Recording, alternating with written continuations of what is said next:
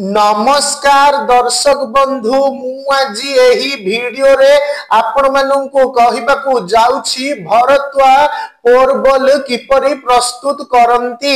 जदि आपण माने केही चैनल रे नुआ थांती चैनल को सब्सक्राइब करंतु एवं पाखरे आसुथिबा बेल आइकन टी ऊपर प्रेस करी पुनी ऑल नोटिफिकेशंस ऊपर क्लिक कर दियंतु ताहेले एमिति जहा भी किछि नुआ नुआ रोसई संबंधी वीडियो अपलोड करबी सर्वप्रथम आपण माने देखिबाकू पाई परिबे एवं चैनल को यथेष्ट मात्रा रे लाइक शेयर करबाकू मध्य भूलिबेनी। ताहेले चलंतु देखिनबा भरतुआ पोरबल किपरि प्रस्तुत करंती एवं एथि पई कोन कोन सामग्री प्रथमे नेबाकू हुए।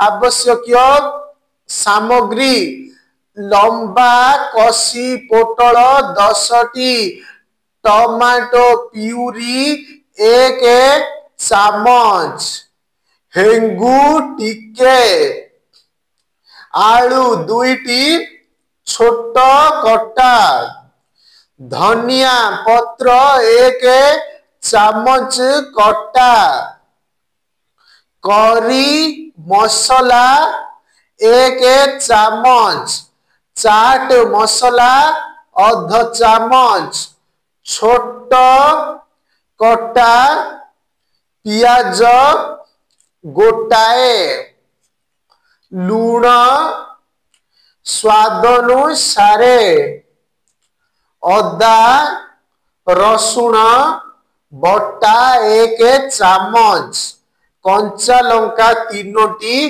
कटा, तेल 1 टेबुल चामच, हलदी 1/3 चामच। रंधन प्रणाली पोटल भेंडी को काढ़ी मझिरु मंजी काढ़ी दियंतु। कड़ाई रे तेल गरम करी हेंगू पकांतु। तापरे अदा रसुण बटा पकाई 2 मिनिट भाजंतु ओ पियाज पकांतु।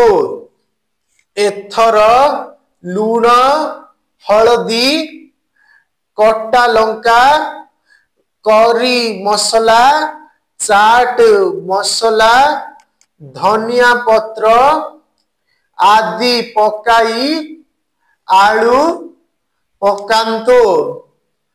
घोड़ाई कम आंचरे 5 रु 6 मिनिट रांधंतु। सिझी करी मेंची होई गले टमाटो प्यूरी पकांतु ओ पानी दियंतु। टिके ठंडा होई गले पोटल भितरे पुराई रखंतु। मझिरे लेउटाई भाजंतु। सिझी गले परसंतु। भात सह खूब बढ़िया लागिबो।